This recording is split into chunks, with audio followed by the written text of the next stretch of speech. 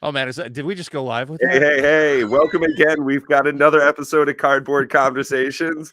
We've got MTGGaming Bob and a special guest for the evening. Give it up for Ash and Wings. It's Alex. Hey, how you doing, bud?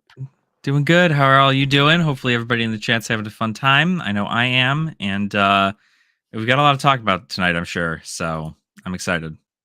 Oh, Decoy, you are absolutely 100% correct. That's how we were rolling live, and I was already fired up and juiced behind the scenes talking about it. Yeah, you can tell. He's had his coffee, so have I. You know, it's going to be a big one, so stay tuned. Make sure you've got yourself a drink and a snack. So I think this might be a long one. Well, it may be. It might be short for some people. I guess. I seem I'm dead set this week on alienating the entire audience out there. Depends on how fast we can get them to swarm out, right? But I'm saying bring it. In case the viewers haven't heard, this past week we got big news about Magic the Gathering's 30th anniversary. Now there's two sides to this, two different items to talk about. We've got a collector's type product that is coming out with 4 small packs for $9.99 plus shipping and handling and taxes. So for $1,100, you get 4 packs. So you get a chance at some old cards in a different type of setup, a new frame and a different back. And then we've also got a Secret Lair 30th version coming out with 30 individually wrapped single cards. A lot of new versions coming out. We're getting Shark Typhoon reprint in a totally rad, awesome VHS version. So, yeah, I'm just super excited about all this. Alex, what do you want to get into first as our guest? You go ahead, lay us on. You know? Oh gosh. Well, I feel like we probably shouldn't dive too deep into the hornet's nest just yet. I would love to and hope to tonight make a video on it, but the Secret Lair anniversary, the countdown calendar. I genuinely, there's several reasons why I want it. All of them being positive. I personally don't think this is a skip, because the last time they made a Secret Lair be limited edition and only made a certain amount, everybody got upset when they couldn't get it. But the people who did get it made at least 4 times the profit on their product. I have 2 of them sitting in a box right next to me. So the anniversary countdown calendar for Secret Lair is probably going to be one of the better thing. And it's the cards in it are good. Just the 7 that we've seen have been enough to promote enough of it to be like, I want this. Like, the art's great. The cards inside are fantastic. Chrome Mox, Shark Typhoon, Necropotence. Insane. So I absolutely think that it's a great pickup. If you want my personal opinion on it, but of course there are a lot of people who do not like Secret Lairs, and frankly, if that is the case and you are so adamant on the hill that you don't want to ever touch Secret Lairs in your life, it's on you, right? You get to do that. But this is something I'm going to enjoy with my girlfriend. She loves the Secret Lair arts, and I'm going to at least buy. I would like to at least buy a few and utilize one of them as is. It's a 1-a-day pack opening that you get to enjoy as the countdown to Magic 30 begins. Chrome Mox should be reprinted in Dominaria. Well, if shoulds, woulds, and coulds were candies and nuts, I'd be fat and crazy. I don't know how the thing goes. Well, welcome, Mr. Stumble, sir, and anybody else who might be here from Dual Brain. Love the guy. Can't wait to see him in Vegas in a couple weeks here. I would like to kind of I'd like to kind of piggyback on some of what Alex was saying. First off, I do agree that this is. Let me back this up for just a second. So Secret Lairs lately have been very disappointing to me. Like, the value is just not there. When Secret Lairs first came out, you know, you were getting like $150 worth of cards in like $29 packages, right? If you go back and look at like the first year. And then they rapidly started making the relative EV right out of the box, right around the same as the price or less than the actual price. Like, meaning that the cards weren't even worth as much as what you were paying for the Secret Lair. Not on the secondary market at any rate. And let's be real. That's what they're doing. They're dipping directly into the secondary market with this. Let's not, they're selling single cards, 5 single cards at like a $50 price point they're cashing in on the secondary market. And I think that's a really good point as well, is we're seeing with some of the different ways that they are trying to get product out to consumers. And this new Magic 30th anniversary for $1,000 is one of those things, a way to get some collectible items out to customers, a different way to sell, as it were. And I think Secret Lair was an entry into that, to get some specialty cards into hands of people who are really dedicated and wanted to go out and get it. It's not easy to pick up. You don't get this stuff at your LGS. This one's going to be kind of different, and I didn't hear Alex mention this. And it's going to be the same for both the commemorative. I believe Alex corrected me on that one. Thank you. Actually, you corrected me on two things, and I want to thank you for that, because I felt kind of stupid. That they did mention new players, number one, in their thing. I don't believe that they're marketing it aimed at new players, and let's just be very clear about that. I think they're just lumping new players in there, and maybe new collectors. Let's be more specific about that. And there are new collectors like Decoy in the house who I'm going to just spill the beans, and I'm sorry, Decoy, that I'm going to share private conversations with the public here, but he's one of those people that is planning to buy it, that is not going out there and telling everybody he's buying it. I've seen other people. If you watch Dual Brain's channel yesterday, Josh was talking about, look, there's a lot more people out there with more money than most of the people sitting in these channels. I hate to say it. And they're going to buy the shit out of it. People our way. Hey, big ups. Thanks, Ed. And thanks to everybody who's hanging out with us tonight. The thing I really want to cover, though, with this Secret Lair, because it's not being talked about a lot, and I think it is important to mention that these are being pre-printed. They don't do that with Secret Lairs. Right. So are the 30th commemorative boxes. So what that means is the print run, they're not going to wait to see the audience response to see how much they're buying of it. So I truly do believe these are both going to be limited print run. Do you guys remember the last thing that they just did? And it was recently, where they did the pre-printing limited print run beforehand, and it got shut down early. And there was a lot of people saying, I didn't get one. I wanted one and didn't get it. Do you remember what it was? Was that the Festival in a Box? The Festival in a Box. Absolutely. Yep. You're a sharp guy. Tell me you don't remember hearing that same thing, because listen, I was there. And they shut the Secret Lair down too, though, right? That all was like, boom, you didn't get in on it. So those might even, I don't like the Humpty Dumpty egg thing with it personally. I'm going to get it I think I get it for free, actually. I'm not sure, because it should come with your ticket. It's because you got the Black Lotus one, right? So what I'm saying is, this is sort of a different model, right? When you've done Secret Lairs before, you would order it and they would wait to get all the orders in. And I'm still waiting to get my Heads I Win, Tails You Lose decks.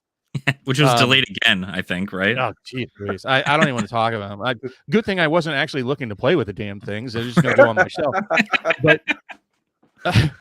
But be aware, folks. And let me be clear. Whether you like what I've been saying over the past week about the Commemorative Edition, both the Secret Lair, the Countdown Calendar, and this Commemorative Edition, which are both coming out soon, are both pre-printed, and they will sell out.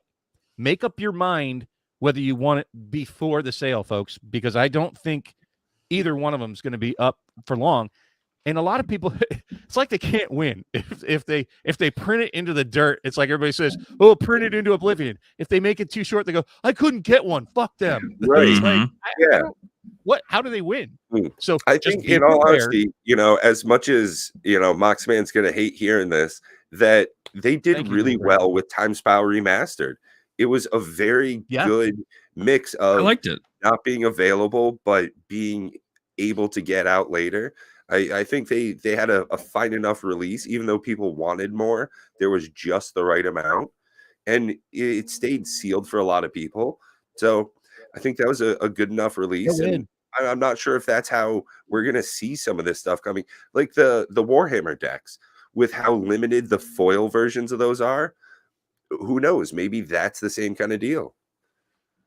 Yeah. I think those are coming out afterwards, though. Like, I'm not sure. We'll have to see. I think those came out after the orders were made. I'm not sure. At any rate, the Secret Lair certainly is. And it already looks like it's going to be higher EV than what you're going to spend. At $150, I'm shocked, because you have almost $150 worth of cards in just the 7 that they've shown. So unless everything else is like a 10-cent card, which I doubt. Yeah, no, it'll be. I think this is going to be a good one for the value. Folks. It'll be so good. I mean, I do genuinely think that is, and that was again, like you brought up, Bob. That was a gripe of a lot of people when Here Be Dragons was a thing, right? Everybody was so used to the regular secret lair standard of you had like a month to put in however many pre-orders you wanted to make for these secret lairs, and that was it. And then eventually the sale ended, the pre-orders ended, and you got what you got. But with Here Be Dragons, with Festival in a Box, it was you had to be there. If you weren't signed up for newsletters, if you weren't signed up to be there in early access, if you weren't signed up for any of this stuff, you had a lower chance of getting to this product before other people did. Because when a lot of people hear, like in the Here Be Dragon situation, if a lot of people hear that only 10,000 of this product is going to be printed, that's a bell going off in a lot of people's heads. Right. Yeah. Oh, this is absolutely something that I need to pick up. I have never done such a heavy investment into Magic than I did with Here Be Dragons, and I only bought 2. And just because 1, I like dragons. 2, I like the showcase arts from AFR, and 3, it comes with a bunch of other stuff too. It came with like the deck box and sleeves and a little life counter, and the deck box actually looks like it's pretty good quality. I haven't opened any of them yet, but like if you guys have seen the deck box, it comes with a little dice tray in the side that has the number out of 1,000 that you've purchased. It was really cool. But a lot of these collector's items, you kind of have to pay attention to the market. And if Wizards does anyone a service and say that these are going to be limited product, personally, don't be upset when you are not there in the first hour or two, because that was on you. You had to do your research into it. Well, and with this one, like I'm saying, that's why I'm saying it and repeating myself over and over and over again here. And that is that they're changing the method, right? We're used to a certain way of buying it. So in this one, just be aware. They're changing the methods in which you're buying this, meaning you have to get in immediately. This is not FOMO. Now, FOMO would be like, buy it or you're going to miss out now. You have time to think about it, but think about it now, right? Start thinking about, do I really want this? Is it really going to be worth it to me? This is not going to be one you're going to be able to wait until, well, I think they said they are going to spoil it like a week before. Is that what it was? Like on the 27th? Yeah, it was right around the beginning of Magic 30, because it drops on the 1st. So on November 1st, it will drop. So just be prepared for this one, guys. I think it looks like there's going to be value in it. It sounds like it's going to be, be there when it opens up, or you'll probably miss out on this one. If you really want it, set aside the time, set, your reminder on Alexa to, hey, Secret Lair. If it's something that's for you. Speaking of setting a reminder and setting aside some time, I want to thank everybody coming over from Ed's channel. Thank you all for joining us tonight. It's 7 p.m. on Eastern on a Saturday, so you've tuned into Cardboard Conversation. So thank you all for coming over and joining us this evening. And, thank you to Alex for joining me, and Bob as well. Both of these guys make incredible Magic content, so tune into both their channels. Links are down below, so, check it out. Yeah. And Decoy, absolutely. Don't give away my secret sauce there with the whole Mythic Edition. I think people are sleeping on those. And understand, Mythic Edition. They are. there were only 12. I think it was 12,000 printed. I think it was 10 or 12. But I think what I remember hearing that the Ravnica Allegiance one got 20. I'd have to check that. I'd have to go look again. But yeah, somebody had complained, because I made a video about how like this is a product that is essentially what most would consider a modern reserve list kind of product, and the people who aren't buying them up, right? Obviously, a lot of people are very focused on the original reserve list cards, all the stuff from early 90s. So that is where a lot of people's. Let's go. Let's be specific about those, though, right? When you say reserve list, it's a pseudo reserve list, right? For those Mythic Editions, in case you're not aware, go check them out. There are Mythic Editions for at least 3 that I'm aware of, and that would be War of the Spark, Ravnica Allegiance, and Guilds of Ravnica. And they have special Planeswalkers. Now, you get the same set of Planeswalkers in every box, but at 12,000 each, that means there are only 12,000 of those special copies of those in existence, period. That's pretty damn rare when you think about it in terms of Magic cards today, and they're really sweet looking. I actually bought one for a friend for a gift, and I've seen them firsthand, and they're beautiful, beautiful foiling, flat as can be. Just a gorgeous, gorgeous card, and I wish they would do that more. I don't know why they don't return to that foiling. That was pretty amazing. But those versions of those planeswalkers, that's it. That's the only place you're going to get them, and there were only 12,000 of those printed. So, wow, there's definitely a very high premium to some of those limited runs, and I think that's something we're going to see further as we go into some of the different products that Magic's going to come out with in the next couple of months, the next couple of years. I think especially with Brothers War and some of our returns to other planes, especially with Ixalan and stuff like that, we might well get some more very interesting expedition type stuff. Maybe we see more inventions, and it would be very interesting to see some of the different formats that they're coming out with. I mean, I'd like to see more Mythic Edition. Edition. Crazy with it, and I could see a lot more of that coming in.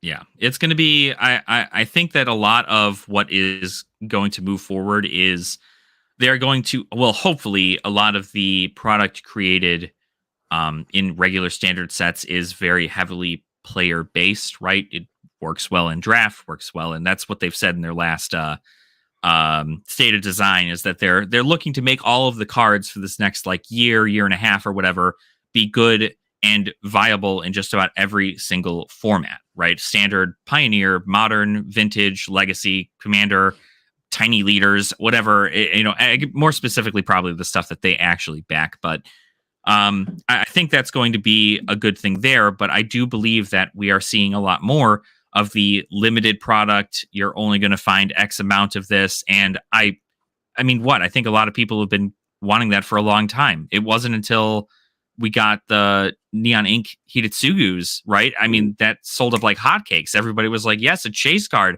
Finally, everybody who's got a chase card, we can actually open this product, and the second we open this thing, have a freak out moment and go, whoa, this this $200+ card. I can't believe I just got that. And you couldn't get that kind of joy out of opening something like Guilds of Ravnica, or like Core 2021, or Throne of Eldraine, or you couldn't do that. And so but we consider that a gambler's premium. I work for a place that does a lot of gambling, like the people at there gamble.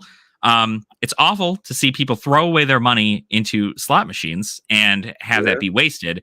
It's different if you're going to buy something and at least continue it as an investment. But I mean, that we can get into a whole financial talk about that. But I mainly want to say that there's going to be a collector focused part of Magic and a player focused part of Magic. And I feel like they're going to kind of hopefully try to parallel the both of them to kind of keep both sides happy in regards to the future of Magic. Well, it's funny, even though Pack Opening Addict was doing a little bit of trolling on Bob on Thursday over on DJ's channel, he did make a good point, though, that there is also the investor that's really interested in Magic the Gathering, separate than the collector, someone who's just thinking about the pure monetary standpoint, not looking to chase down those cards that, really stick out. There's nothing special to them. It's just about getting the price point, buying on the dips. Especially nowadays. I'd like to take a second here, since we got dual brain. Yes, people, especially everybody. Thank you so much, Ed, for sending people over here tonight. Please, if you like what you're hearing tonight, hit that like button and go check out my channel. I've got some interesting things on there, and Ashen Wings as well. This is a collaborative effort here. We're not part of Pat's channel, though we appear often on it. Please give us a look, a poke, a like, a subscribe, and let us know what you think. Sorry, I didn't mean to steal the show there, but I agree about your point about the investors. Here's where I run into issues when I talk to people personally, and I spend a lot of time talking in the community. I mean, you guys have seen my name around at all. I spend way more time on other people's channels than my own. And I talk to people in the chat channels. I talk to them texting on the phone. I talk to them in Discord, and in a lot of the conversations, I get the distinct feeling that many people are trying to smush together, and this is where we run into problems. They're trying to smush together their investor side, their collector side, their player side, and they want it all, to be in the same pot. Well, it's kind of like paint. When you do that, you just end up with muddy paint. And you need to really think about when you're purchasing, because it really comes down to the purchasing, when you're spending the money, no matter which one of those three you're talking about, why you are spending that money, which aspect of you, the collector, the investor, the player, are you trying to appease? And that should set the limits that you're spending, the product that you're buying, the type, why you're doing it. And if you're simply doing it just to crack to get money for like the gambler's premium that Alex was talking about, at least understand that as well. And I think all of us do it. I do it. I mean, I'm not saying I'm above any of this. I just try to quantify that in my head before I buy, crack, open, invest, talk about. I'm trying to put that in the neat little boxes and talk to it from that aspect, or approach it from that aspect. Mm-hmm. Yeah, Hopefully it's a that great way made to look sense. into it. Yeah, it's a great way. It's a great way to look into it, I think, because really you do have to figure it out, right? Like, am I buying these triomes because I want to complete a set, or am I buying them because I want to invest in land? You know, you have to figure out which one it is. And I think the other interesting thing about investing right now is investing is at a kind of a great place, because if you don't like the choices that Magic is making with this anniversary edition or whatever, and you want to, bail out, if you're a smart investor, you have assets in other things already. So if you lose Magic, you're not losing a fortune. You may want to take a break and not be in it anymore, and whatever happens. And if that's the case, you could sell off some of your product. And when you think about selling off some of your product, think about all the other investors who are very, what's the word? I guess bullish, right, for this. They now have an opportunity to pick up product that they normally wouldn't. Collectors will have an opportunity for this because a lot of people are fire selling off all of their older stuff because they think Magic is dying, and they think this is like the most chaotic that is ever going, the most chaos that Magic is ever going to see in its life. And so a lot of people are taking this opportunity to pick stuff up that they have not previously. And this kind of refreshes the market in a way, subconsciously, I guess, according to all of that. But yeah, and I think that's a great point, what you're looking to get and the reasons behind it. If you're looking to get just some cards because you want to have a bunch of generous gifts, if you buy them 5 or 6 at a time, is it because you think they're going to go up from $1 to $2 or $3, and then are you going to gain money on it, or do you just want to put it in a bunch of decks? Are you getting Anointed Procession because it's cheap right now, or do you think you're going to get 2 or 3 of them because you think it'll be expensive later? Do you need to complete a set? Like Alex was saying, the triomes, depending on what kind of versions you want. Are you trying to trick out a deck, make sure everything's foiled out, or have some cool showcase versions?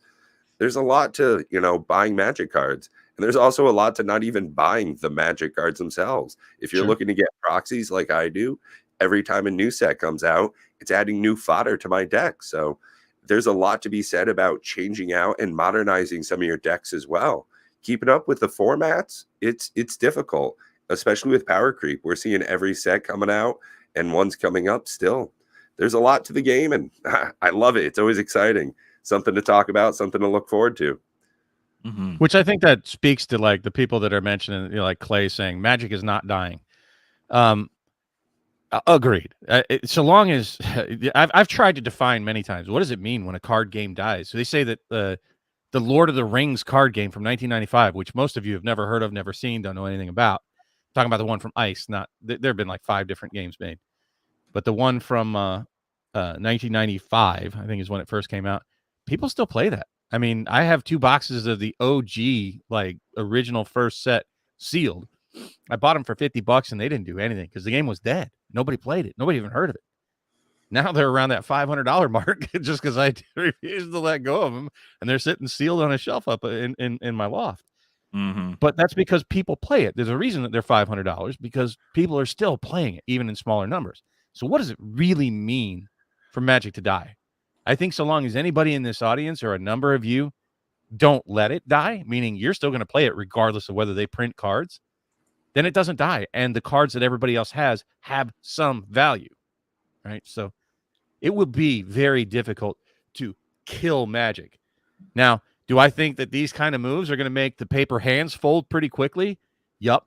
And on the collector's editions, especially in the international collector's editions, which you're seeing people beat up on, which I've never thought were a great investable to begin with because the card quality kind of sucks. But will those get hurt? I mean, I know I heard Rudy say that, no, they won't. I kind of disagree with that. I think that these are too similar. But here's so the crazy funny thing. that Coach says this. I think it was Rudy that was talking about exactly this comment here. You know, by putting out a product that's not for people, much like when you go to a restaurant and they've got $100 dry-aged Tomahawk Steak that no one ever actually buys. When you get a $30 calamari plate, you think it's actually a good deal and it's worthwhile. You know, when we see boxes are now $130, $150, you know, coming out, hey, that's not bad. When some products are, you know, $300, $400, $1,000, yeah, it's not too bad to buy a draft box for $250. It's a remaster set. I'm getting a deal. Yeah, I think from that standpoint, I don't know. I might be on a weird point with that because I get the analogy.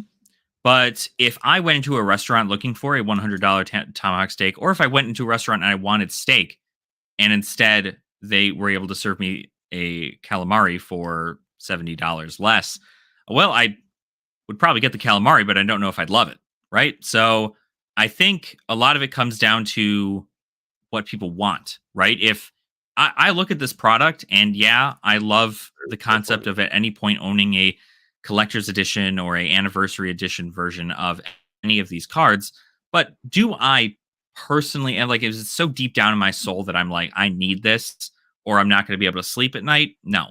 And I think that's why I continue to look towards other things that I may have more of a palate for. And everybody's got their own different style of collecting and investing and so on and so forth. And I think a lot of people who are upset at this product are upset for the wrong reasons. And that tends to just snowball. Rage is a thing that this world is very used to now, and I can't fathom. It's so easy to just snowball that into other things. But do I think this is a product for everybody? No, I don't. I don't think it's for me. I probably don't think it's for most of the players, but you know, once those singles hit the market and somebody's able to buy a $50 tropical island that their playgroup is cool with them using, I don't think that's going to happen. I hope it. I hope it's going to be worth too much.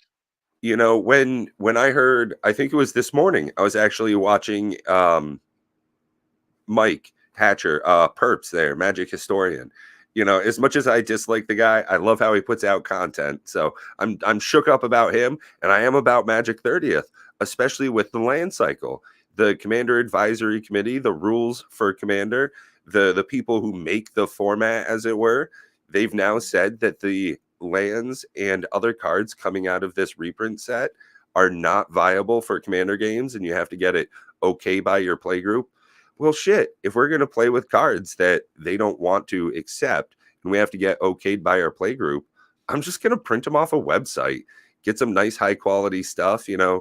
But yeah, Bob, grab out those tropicals. Why don't you? You know, here's the thing. Here's the craziest part about it. Who gives a shit with the Commander Committee? Really, it's a casual format or like tournaments. Yeah, so, people are playing this in their home, so it's on that point where I say that, you know, what's it matter what cards we're playing with or what kind of company they're coming from? If we don't care about, you know, it's our play group, it's our pod, it's the rule zero. Make sure everybody's here to have a fun time, that we're all competing in a healthy manner, and that we're looking to have excitement and some adventure in the way that these decks interact. And it's not all about the money. I can't think of the last time I've actually traded cards with somebody. Well, yeah, that's true. But I mean, and I'll be honest with you, I think that that's more due to the massive amount of product that's coming out. To be honest, like people, they've, in my opinion, and I've said it several times, by and large, they have killed the full set collecting aspect of the game. Like, there's too many variants, too much product. Nobody can keep up with that. Like that's that's just I don't even think, LGSs could keep up with that. So, full sets are just basically dead at this point. And because of that, a healthy part in my experience in the past of trading was the fact that you would trade cards that are good playable cards and valuable for some shit that was just complete bunk because, well, at least it finished your set. Nobody thinks that way anymore. Nobody cares if they finish off their sets anymore. So it's unfortunate that that's sort of a direction that it went. And then that starts getting into why are they printing all these garbage cards that will never see play in any format. They print some cards that are so bad. It's like people won't draft it. They're not going to play it in limited, even if it's in their limited packs. One of those cards that gets cut because there's just so many garbage cards that they print in sets nowadays. Like, what is the purpose of printing them? Yeah, if people aren't collecting sets. There's literally no purpose for them. Right. And and as somebody who would hope to one day collect sets, right? I do realize that a lot of that is, it's not within reach. I don't make six figures or, at least $500,000 a salary. I don't do any of that. It's not going to be anything that's going to be feasible right now and may not be feasible ever in my life. But what I am noticing is you look at things like, I don't know, let's take a shot at Kaldheim, right? If you wanted to get an entire master set of Kaldheim, it would cost you well over $1,000. You know how much it costs to get a full set of the Dark? $400. And oh, geez, at least all of the Dark is 4 Horsemen, right? It's older product. It can be used in older formats. I have recently learned about the old school format that apparently also allows people to use the original collector's edition and international collector's edition cards in like tournaments, but old school is a casual format as well. So it's just one of those things. There's a lot of cards being printed nowadays that don't matter. And even though they don't matter, they still have to be priced somewhere. And I'm curious to see how many of these over, 350 card sets and including their 7 variants of every card are going to be going for 20 years from now, Well, yeah, I was about to say, hey, Coach, same thing. Like if you find Alex, if you find a $400 set of the Dark, you let me know. Is it not? Hold on. I literally have the thing here. Hold on. I got you. Last I checked, when we say near mint, but yes. I mean, I would be surprised if you could actually find it. I don't care what the sites say. Good luck finding a complete set for $400. But at any rate, I mean, you bring up an interesting point. If I was to recommend, like just passionately, if you're going to collect sets, I would stop collecting full sets in the silver era. Like that's where I would stop at the end of the silver era. And even at that, I would avoid collecting any foil full sets of any set. Like that's just it's ridiculous. Yeah. Well, speaking of buying and selling, Bob, do you want to talk about also sleeving and shredding? I did not bring it up this week. I'm having to watch my blood pressure this week from screaming at people about not proxies.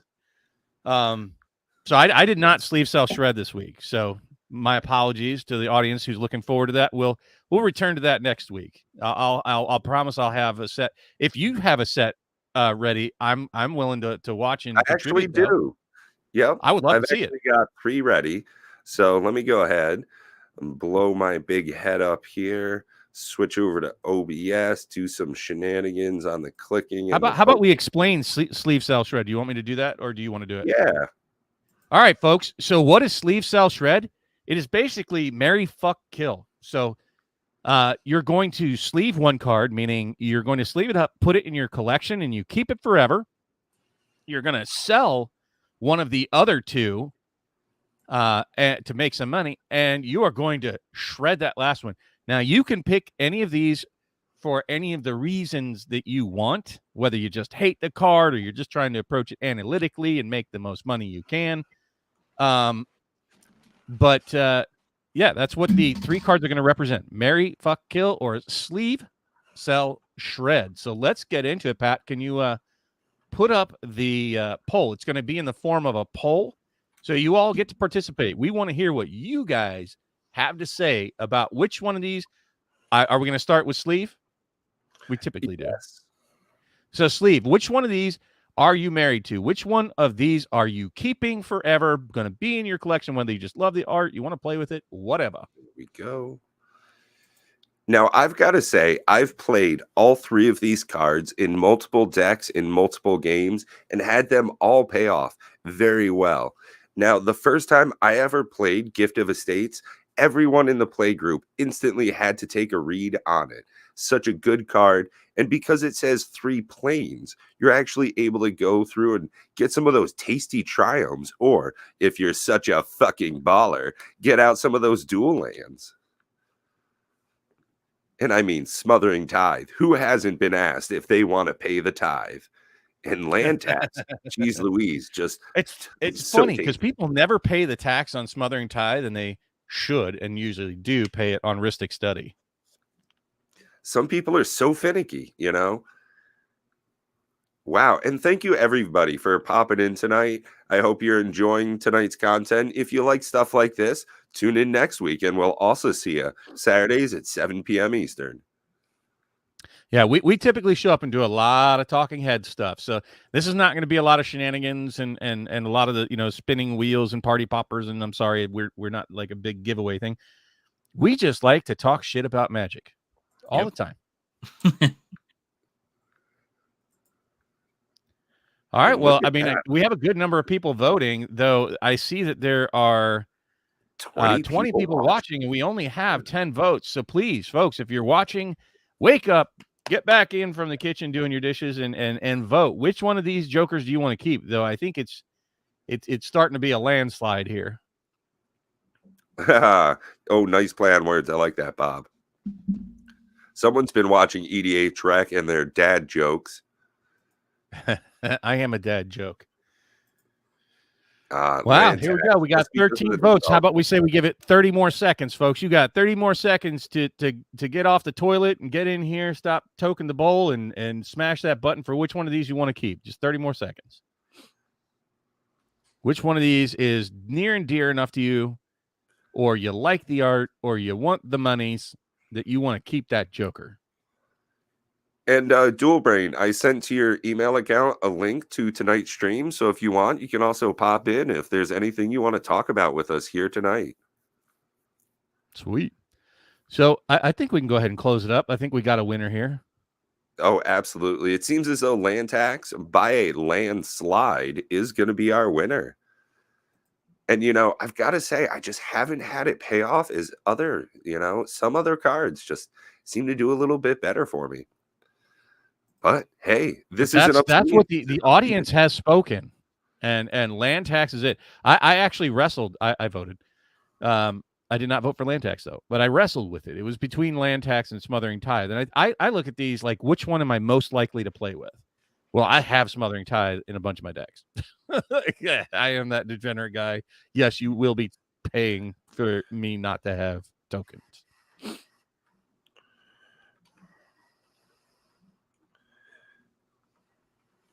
All right, Pat. So I guess we're getting on to the sell portion of sleeve, sell, shred, or marry, fuck, kill. Which one of these are you fucking? Which one of these are you selling off? Who goes to market? Who puts the money in your pocket? I think that's going to be. So, Bob, it's so funny you say that. I just recently learned, well, 2 things. Number 1, apparently I'm an idiot for not having already known this. But 2, the old nursery rhyme, this little piggy went to market, it was getting slaughtered and made into bacon.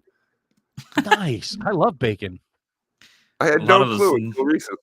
A lot of those nursery rhymes are not as joyful as one would think. Oh, like Ring Around the Rosie? Yeah. Yeah, it supposedly has to do with the bubonic plague, I think. Horrible disease, yeah. And like that meant you got also to all of you other Americans out here, did you know that in 2021, 7 people died of the Black Plague in America? Wow, I did not know that. Yeah. That's Yeah, scary. like it's not something we eradicated. The bubonic plague is something people still die of in America. Like it's like every 2 months somebody dies of the Black Plague in the US. All right. Well, it looks like we got a clear winner. I don't even think we need to keep this joker open unless you guys think that we do. I think that we Oh can goodness, I just don't go think we ahead should. and say that the smothering tides smothered the estates. Oh goodness, Bob, you are on a roll tonight. So people are selling off their smothering tithes to make a few bucks, probably around that $20 mark at this point. I think that's probably what it's at. Right? Maybe they're going ahead and they're upgrading to the new version that we've seen coming out of Double Masters 22. Some very tasty artwork on that one. So we are shredding the gift by default. Oh, such a sad thing. Well, I haven't ever luckily, played with it. It's funny you mentioned it. card. Such an easy card to get into. Very simple. You see it in a whole lot of printing, so you got bunches of them. Shred one or two, much like an Everquill Phoenix. You've got extras. Is tonight pre-release for Unfinity? Yeah, No. technically, yesterday was the first day, but full release, Bob. Yeah. Oh, it's not there's no pre-release. It's just full release. Yeah, no pre-release for Unfinity. So, boo. I ordered a case, so I plan to play that with friends. It'll be fun. Do. I hear it's a lot of fun. I hear there's I think the problem is that a lot of people are going into it thinking that the cards are just going to be able to explain themselves. And I've heard a lot of people are genuinely confused trying to draft Unfinity because fantastic. Love it. Have you ever had any kind of experience like that before? Like it's so on top of that, I'm going to pass out gummies when before we get started. Yeah, to make it even exactly. Better. Yeah. Drink up and eat a gummy and pop some Unfinity because that'll absolutely be what? Oh, it'd be an insane time. I think it's going to be so fun. I love the concept of Infinity. I don't know. I think I'm mainly in it, obviously, for Galaxy Shocks, probably like most people. And I'm probably just going to buy those singles, I think those are dropping a little bit now, if I recall. I haven't checked the market. They are. They're lower than I think they should be. So we'll wait and see where these. I think these. Oddly enough, I have a feeling that these are going to buck the trend. I think that the trend is things come out and they go down. I think the Galaxy Shocks or the Spocklands, as Pat likes to call them, it's such a great name. I bet it's better than Tricycle Lands. They're pretty rare. I mean, they're not that common. Yeah. So, especially the Galaxy foil versions of them. Yeah, and I think that these things are gonna. I have a feeling these are going to climb back up because I saw them like, I don't think they're going to hold that price. To me, what's really funny is that, well, number one, I don't have any data. I haven't seen any of these for an extended amount of time, the Galaxy foils. So I'm not sure about their curling. If these things pringle out, super disappointing. And that's something I wanted to touch on with the Warhammer 40K decks. The ones that are, $200 or $300 for a single collector's version deck. In the Surge foil, I saw Pleasant Kenobi open one. The whole deck absolutely curled right out the box. Not even, a week into the release. Heck, yesterday was the actual release. And this video came out 2 or 3 days ago.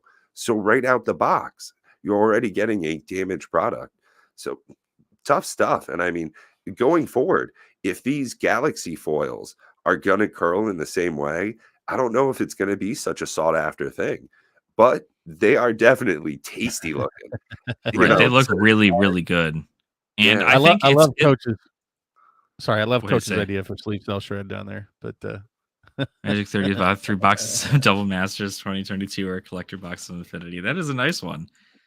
Also, for the record, I saw this post online today, and I wanted to make this explicitly clear. I'm sure most of us here have common sense. Cool. Let me if you're attempting to put a sticker onto your card, make sure you have a sleeve on it because these stickers are known to rip the foiling off of cards. Because I saw a picture of some idiot who put a sticker on their Surge Foil Swarmlord and it ripped the foiling right off because they weren't wearing a sleeve. They weren't wearing a sleeve. The card was not in the sleeve. weren't wearing their sleeve. Wearing a sleeve. Oh, that's So ridiculous. don't attempt to add stickers unless you wrap your cards, okay? Because this is, I mean, a lot of people, I would imagine, have the sense to sleeve their decks when they play.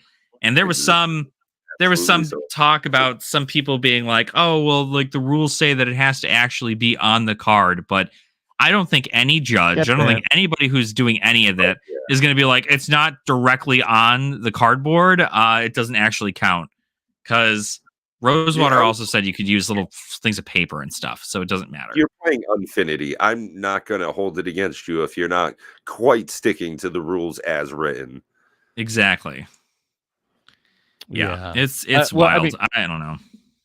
Let's talk about the Spox for just a second longer here, because even Dude Man said he believes they're going to bounce back, and he mentioned a good thing, and that's, look, Unfinity is not the product for everybody. Right. We talk about that a lot here. I mean, we are all about, pick your spots. I mean, if there was sort of a channel meme, it would be pick your spots. And that means, yeah, right. Choose your punches. We don't think you should be out there buying everything. Love Rudy. Don't agree with that concept. For whatever various reasons, don't buy all Magic products. They're not all made for all people. And I'm sorry if you're offended by that. I don't mean to offend you. But that being said, Unfinity is not going to be for a large part of the Magic audience, right? It just isn't. So I don't think it's going to sell tremendously well. It may sell better than what was the last one? Unhinged. I don't even consider Unsanctioned a real set. But absolutely, yeah, I think that Unfinity will not sell tremendously well, which means that I have a feeling it's going to be short run, and that's going to make these Galaxy Spox really rare for the Galaxy foils. It's going to make any version of the Spock lands pretty rare. So, I don't think they're going to hold these low prices that we're already seeing. They're unexpectedly low for me, and I have no position in it. I don't plan to buy them for any real reason other than I like having them. But don't sell these Spocklands short. Like, if you get them, I recommend holding on to them. Like, if however you get them, absolutely hold them. I don't think they're gonna get printed in anywhere close to the quantity that the recent fetch lands were. No, they definitely are. They're definitely going to be really good. And I think that's the thing. That's the beauty and the curse of really, really beautiful looking cards being printed in a set that most probably won't care about. And that's something I wanted to touch on as well. These are probably the best looking versions of these cards as well. Oh, yeah. Even just non-foil, they look great. Yeah, I actually am beginning to prefer non-foil for almost everything. Like, I realize it's a premium. Yeah. Sorry, I am. I mean, I like the full art ones. I like the different arts and whatnot. The etched are okay. I can handle it, but they're still, I think they've got the ink still too dark. Yeah. Because they don't curl, and I'm not really worried about the delicacy of them. But they're just dark, right? The art just seems a little bit muted to me. They're not bright and vibrant like, the image behind me. And if you have the Bob Ross Secret Lair, I don't know if any of you guys have those. Love that. I don't, but they are really cool looking. Wish I had bought way more copies of it. I bought one foil, one non-foil. And the non-foil is just much more vibrant than the foil version, and it's not even etched. So I don't know. Maybe there's going to be a groundswell. I hear this often that people are like, I don't want the foil sets anymore. And looking at, the 40K, good reason. I'd hate to drop $800 on a set of what are they? Are they even 800 anymore? I heard they were 1,200 last. Yeah, they're at like 860 right now. They were at 1,000 only like a week ago. But for a taco shell, I mean, good lord, it's like oof. And it's not even like it's an okay thing. But that's the thing. I think there are a lot of people who also start into Magic the Gathering, and I think that once you there's a lot of influential people in the world, and being a content creator and all of us, we have words to say, and we need to be honest about our thoughts, and we need to really bring that forward, but I think there are a lot of influential people who see the word collector on something, and after seeing several videos on this is the best way to make money in Magic the Gathering, they're going to see the word collector on something, and then they're going to hear a couple videos from a couple other people, and they're going to go, well, this is a limited product. Most stores can't even get it. The friggin' professor just made a video reviewing them, and he could not even buy one from his LGS. They didn't have any. So everybody who hears that is, or an influential or influenced person would be able to hear that and go, oh, well, then that means they have to be worth something. I'll drop $800 on them. Sure. But we're not sure how many of these are going to get, super curled. Not that curling is like the end of the world. There are plenty of people who make processes to uncurl their cards, but you don't want to have to do that. Like, it's kind of dumb for a company to have that happen and then expect the players to fix their own issue. So, well, to that point, though, every method I've heard of uncurling, the cards always recurl. Like, it's only a temporary move to uncurl it. It doesn't stay flat. I've heard that there are some the thing that really does kind of recurl a card is humidity. And so I think not that I'm sure everybody's going to be putting their cards in like lock boxes anytime it gets hot in Florida. It's just gonna it's an inevitable thing, I guess, with this, and you see it in some cards. The old cards, obviously, the old foiling does not do a lot of curling, but that's because it's less. As a matter of fact, speaking of foils and curling, this is something I didn't realize. I was opening a box of Ikoria today for a patron, and I realized, did you guys know that the Ikoria foils were not full foils? Yeah. They're not the full thing. It's just the border and the art. Yeah. You mean the text box doesn't have the foil? The text box does not have a foil to it. There's no foil to the text box. It's just the art. And so it blows my mind to think that Ikoria did that and then just decided, you know what? Forget it. We're not going to do it for the rest of the other stuff. Like, I pulled up a Clever Lumimancer, and they're clearly two different foilings, and the Clever Lumimancer's foil is curled, but you mentioned that, but show me a curled Ikoria foil. Right. Well, that's the thing. They stay very well. I don't actually know that there is one. I don't have one in front of me. I don't think I own a curled Ikoria foil. The one you just put up, is it curled at all? No. No, even the showcase versions. I've got easily fresh out the 1,000 pack Ikoria cards sitting. Yeah, they stay very well. Yeah. So that I just kind of I'm poking in on that one, but I want to go back to something that you just said a couple minutes ago before we get too far away from it, Alex, and that was talking about you're talking about social media influencers, us being part of that. Though I really don't consider I get aggravated that I talk so much, and it's like people get so shocked. I did the video about the whole reprinting reserve list thing, and that it's on their site that it doesn't apply to non-tournament legal cards like 2 years ago. At any rate, and I say it all the time, and it's like people are caught shocked. Oh, they printed. I'm like, duh. Literally, I've been saying it. And as influencers, though, I think that you said it right, and we should almost have to take some sort of oath to be honest with what we're saying. And I this last week convinced me, and I'm not going to throw names out there, even though I would like to. I think a lot of people just capitalize on the sensationalism of this. They're making it a much bigger deal than it is with the Commemorative Edition. I mean, it's going to be a limited print run, whatever that may be. Rudy was saying like 100,000 units. I doubt it. But even if they do, that's still fairly limited. And so I was doing the math on all that. And I think that let's talk about it for just a quick second. The really chase cards in those are going to be the retro bordered ones. And they said they'll be in every pack, there'll be a retro bordered, and 30% of those will be a rare, right?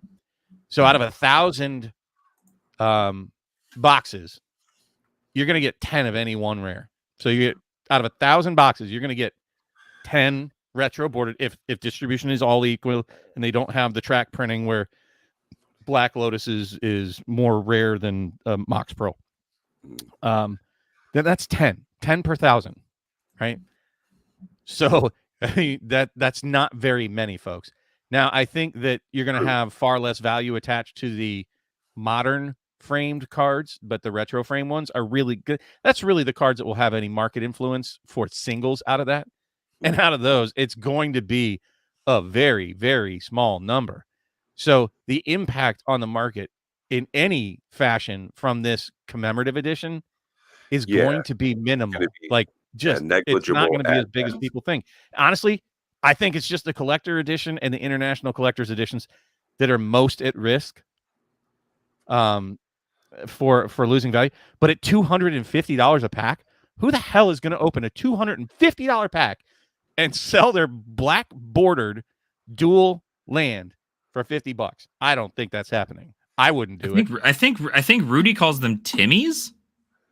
Yes. So I don't. How many Timmies are buying $1,000 boxes? Not very many.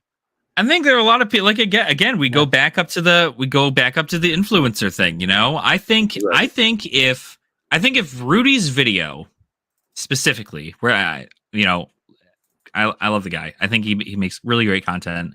But Rudy also admitted in that video that he just made about the anniversary edition that he does not realize that he has such an influence at Wizards of the Coast. He doesn't realize that he has such a lot of influence on the people who watch his content and the people who buy product from him and the people who watch his videos in a way to kind of learn more about certain products. He just views himself as a man on the internet.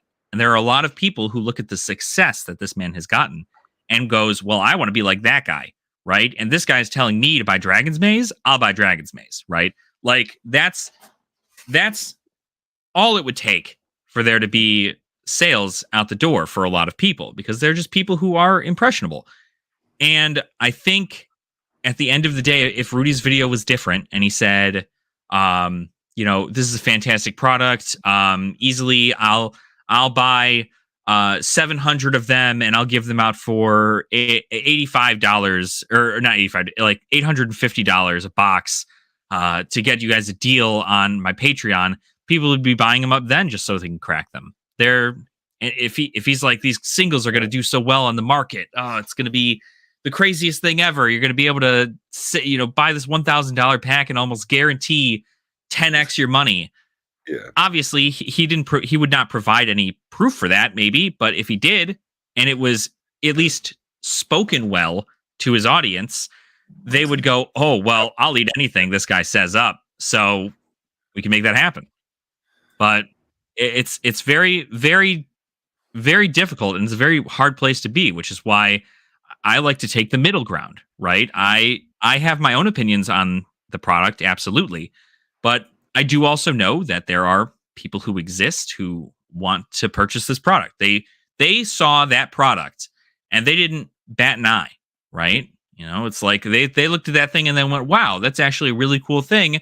I have the money saved up for it, or I have the capital. My investments have been great. They're making a whole bunch on dividends or something, or they've saved up for a while and they're like, oh, you know what? I'll get 2, right? Who am I to tell them that they can't get that? Right? You're your own person. I'm not going to tell somebody you can and cannot get something. And I'm not going to tell people to boycott Wizards because of this decision. I genuinely just think that you got to find your happiness in Magic where you can, whether or not that be printing out your proxies for, casual play at your house, or buying the cards you want for your competitive deck that you want to enter the RCQs in. It's entirely up to you, the individual, to choose how you want Magic to make you happy. And there's hundreds of avenues for everybody to take in regards to that. And that's my TED Talk. Thank you. We talk about that. We talk about that quite often about, find your happy. It's funny. So many of the channels focus so much on the financial aspect. And we try here to talk about, making Magic fun, finding ways to make your play groups fun, coming up with different formats, even yourself. You guys can be very creative out there and come up with your own formats that you like. We're personally going to be working on like a PvE thing that I've been a large push behind and going to try to get some info out of Vegas and from the Lotus Lookout. They run commander boss fights at his store. He says it's requested like every week. And we'll have hopefully some more exciting stuff coming in the coming weeks and months here. You know, it's not going to be immediate. This is all in our spare time. At any rate, you know, make Magic fun. Make the investing fun. Make opening fun. You know, whatever it is that you're doing with it. This is a hobby. You know, this shouldn't be your job. If it is, I would seriously consider a different. And, you know, I think you make a good point on that. You know, to make opening fun. The last 2 times I did a video opening up product, it was an egg that Dave surprised me with while we were on a boat in a lake, right? The last time I opened up something was for Savannah Lions, and it was a power cube from that thing that Dave gifted to me. I wanted to pass that love on. So making Magic fun for the opening part, absolutely. That's why I'm looking forward to playing Unfinity, for the fun of opening it and playing it for the experience. I'm not looking to hunt down cards, not trying to get value out of it, which is a terrible prospect for opening up Magic cards to get money off of. Hey, drip, drip, drip, drip.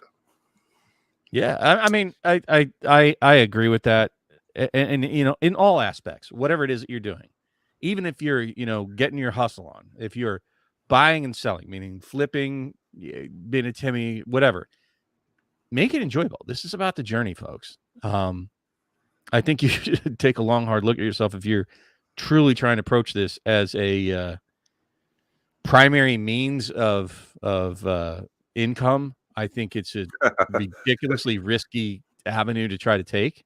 And Rudy's done it well.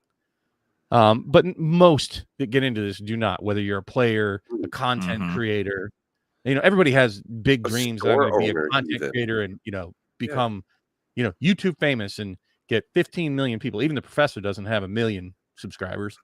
Right. You know, it's not an avenue for wealth. I'm sorry. It just isn't. You're going to have so many side hustles and you would hate it. I bet you Rudy puts in 80 to 100 hours a week. No lie. Yeah, absolutely. With everything. Even when he was on vacation, he was doing about 40 hours a week. Yeah. Yeah. I mean, it's You tough. know, I mean, that's the formula for success. If you know, if you're dealing with rubber bands and paper clips, you know, it doesn't matter what it is if you're getting your hustle on to that degree. Yeah, it's entirely the, you know, you put into the work, you put in the work that you want, right? And if you want your side hustle to work out, it's a side hustle. But I made the video even on people who are like, oh, I want to open an LGS, right? I want to, you know, get these events going and I want to get a community together and I want to do this whole thing. But I think the best way to open an LGS is to not sacrifice everything you have to open one. I think you should have a well-paying job and have a hobby shop as a side business, because your hobby shop is not going to make you 6 figures on a regular basis. If it does, you have some kind of magical way of obtaining really, really expensive cards and getting them to sell immediately for, you know, 3 times their price. But there's not going to be a ton of wealth in Magic the Gathering, the hobby, right? You know, you could invest and save your cards, and maybe 20 years down the line, you can go, oh, well, you know, I could use this money for something better. So at least my Magic cards are worth something a little bit more now. Let me get rid of them, right? But it's not. Let's say this: the people I know that make money off of Magic, like behind the scenes, the people that I talk to, and the ones that I know personally, most LGSs don't, you know, their bread and butter, not necessarily Magic. Sorry to burst your bubble, but it's selling other high profit margin stuff. Yeah. And they're almost never exclusively, none that I know personally are exclusive Magic stores. Secondly, the ones I know that make a living exclusively off of Magic, if Magic disappeared tomorrow, they would still be doing the same hustle, only they would just change the product. It might be, you know, like lunchroom trays for all I know, or adult diapers. It doesn't really matter what the product is. Those people are the hustlers. You know, they're always looking for the great deal and, you know, buying things low and selling high. And, you know, that's more of a personality rather than just this kind of false assumption that you're going to open packs and make money. Like, I'm not going to do it again because last time there was egg on my face, but 95% of the packs that you open, you're not even going to break even, folks, on secondary market value. And by the time you add in all your fees and selling and taxes and shit and shipping, you're almost never going to break even on any pack. Right. That's like a 1%er. At any rate, find you're happy with the game. It is a game. Enjoy whatever aspect of it that you're involved in. That's really what Magic is. For me, it's the community. Honestly, it's the whole reason I got on YouTube, is to talk to people. And you can ask these two guys here, or anybody that's talked to me personally. I enjoy talking Magic, just period. It doesn't matter what format. So I decided to do it publicly. I don't think I'm ever going to make a penny doing this, ever. But I hope to meet many of you, and I've made some friends along the way. And that's the gold in it for me. That's what I've profited. Do I have a decent... It really is, honestly. You just melted me hot. But that's the truth. I mean, I'm kind of upset that neither one of you is coming out to Vegas. I know. Trust me. I would absolutely love to. But you know what? The promise of Gen Con next year is just as fantastic, and very much so closer to my state of being than Vegas. No. I'm just saying. 100% honest. Clear cut, open as I can be. I like to put my cards on the table. Haha. I'd rather take you to Vietnam. I bet you and I could have like a way better time in Ho Chi Minh City for a week than in Vegas for a weekend. Sherry's watching. Sherry, you can come along too. I'm not talking about being like sex pats. I'm talking about like going and being like ballers. You know how cheap jewelry is over there, Bob? They don't go through beers for diamonds. No, I want everybody to find fun in Magic. Like, I'm just gonna say it right here, since he said I like to talk Magic, and he poked the bear. Decoy is one of my favorite people to open product with. As a matter of fact, I bought 3 draft boxes. I bought a whole bunch of collector boxes for Double Masters 2022. If I open one box, I'm trying to get together with him and crack that box. And this is what I'm talking about. It's not going to be, I'm not recording it, so don't even request it. And he'll probably crack a box too with me. As a matter of fact, when we were talking about it, I was talking to him about it. I'm trying to push him into buying a second box of the 30th Collector's Edition, if that's even going to be a thing, which I really want to harp on that folks, I think that might be the bigger issue with both the Secret Lair, the calendar Secret Lair, and the 30th Collector Commemorative Edition. I have a feeling there's going to be a lot of people that want to buy it that forgot to set their alarm clock. They were busy doing dinner. Daughter was screaming, whatever, dog ate their homework excuse you're going to come up with, and they're going to miss it. I think that's going to happen. But I tried to push him into buying 2. He said he's going to buy 1 after he didn't even know about it. I brought it to his attention. Yeah. And I talked through it with him, and I'm like, yeah, we both agree that it's a great investment product. I don't care what people say. It's a good investment if you keep it sealed. It's going to be gold moving forward. Yeah. And I said, yeah, that's it. Just in case we get really fucked up one night and we want to open those things, that we still have 1 sealed. We have 1 to crack and 1 sealed. But that's why I buy 2. I'm really going to open it with. So yeah, I have my opening buddy, right? And he don't even play. Yep. So, and that's the whole thing. You got to find it, and that's there's so much that you can do to make yourself happy in the game. Whether it be collecting, investing, or just playing Commander with an entire deck full of proxies, whatever it may be. Right, you get to have that joy, and you get to make memories and make friends and do that whole thing. And it is important to take that into consideration. So yeah. How come you don't believe in the Collector's Edition intercollection, but you do believe in 30th, Bob? Well, I don't know what you mean by I don't believe in it. We have to define that a little better, Savannah. I'll say this. Give me 1 second. I believe in you, buddy, and I am so happy to have you back in the community. And I know it's late for you. Thank you so much for coming and hanging with us tonight. I know it's like the middle of the night for you. As far as like the collector's edition, and ice, I do believe in them. I don't know what you mean by that. I think that the market, God, I'm going to say this and it's not going to be popular, but oh well, tough shit. Have at it. It's like sheep, it's like, oh man, let's go over this way. Looking at the numbers, first off, we don't even know what the numbers are. If they said it's close to beta, that's only like 3,000 of each. So there's 20 million Magic players. This should not affect the market for any product. It creates a whole new market. I think eventually it'll find that. Secondly, I can't control what Timmy's paper hand folders out there are going to, have been collecting in the last 3 years. I can afford a collector's edition or international collector's edition Mox Pearl or Black Lotus. Oh shit, they might lose value. And they're going to in the short term. I don't know what's going to happen to them long term. Do I believe in them? Yes. Do I like them personally as a product? No. I have exactly one. It's Mana Barbs.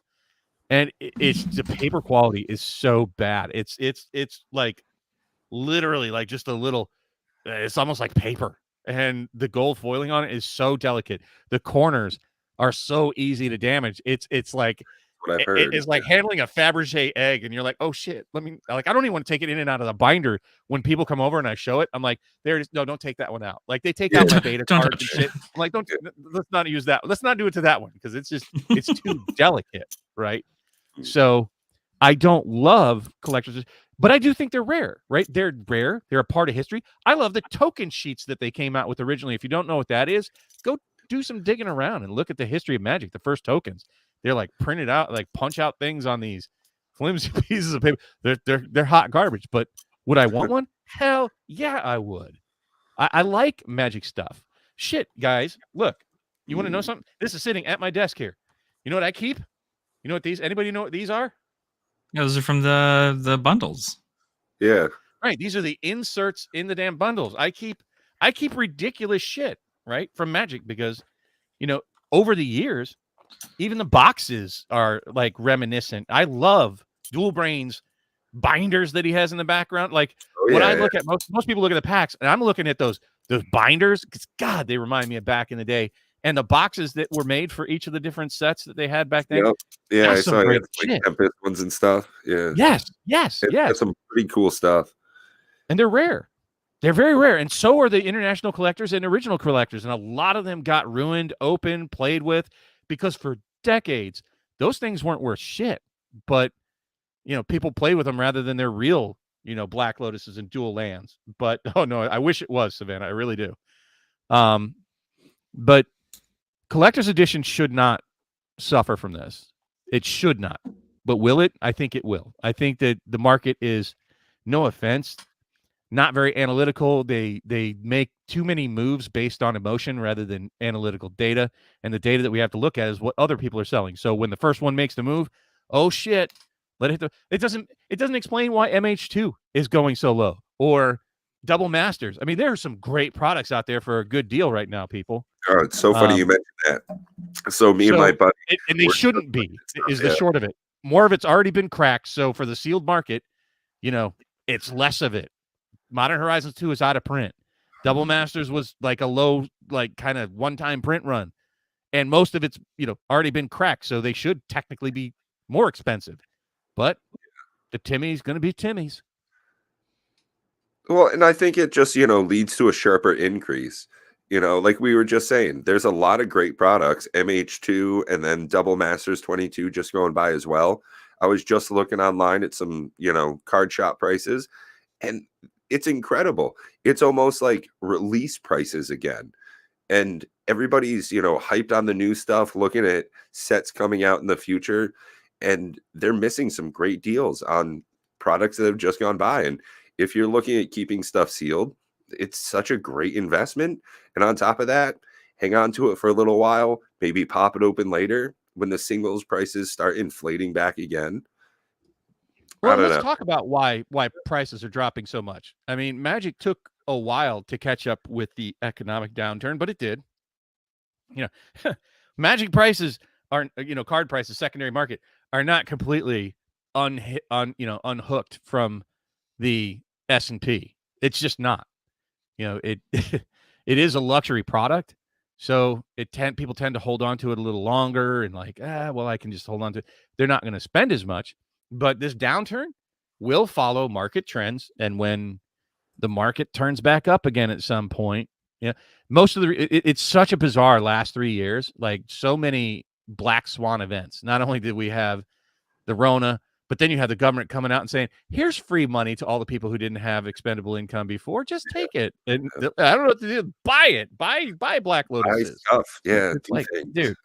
And I know people personally that like depended on that and were sad when they stopped getting stimmy checks. Yeah. So the market will turn. It will probably be a bit more normal, like Ed always talks about, when we return to a normal state of affairs.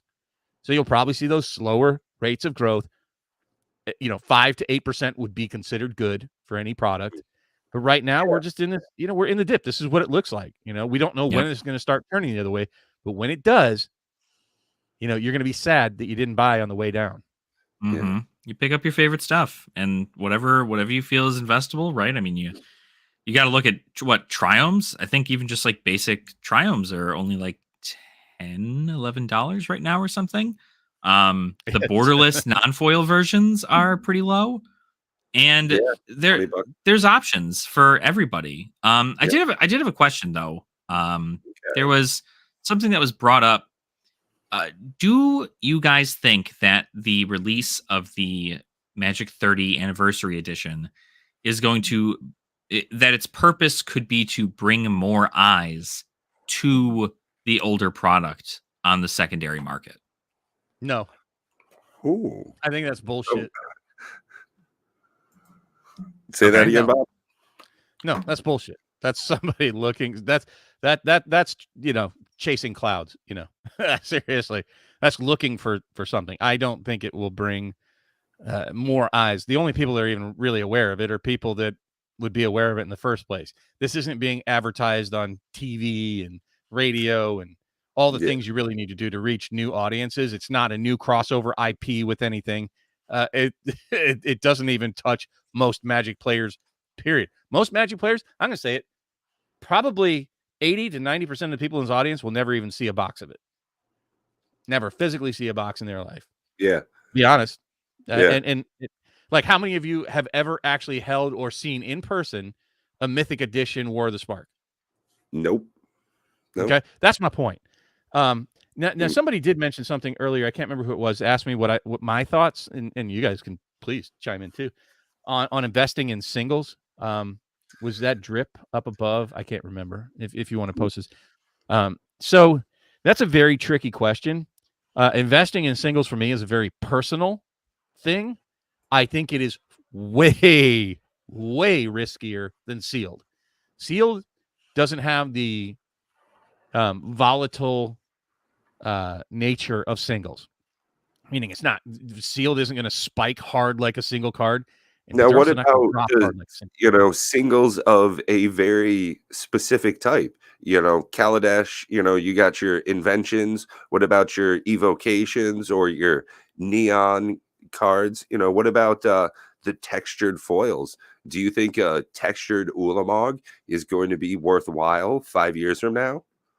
When you talk about investing, right now, here we get into the boring part of it, and well, boring for some, but I bet Decoy loves about what I'm about to say, and that is that most people, and I've said it, and I don't even know how many of you really understand what I'm about to say here, that this is a diversification of my portfolio. What does that mean?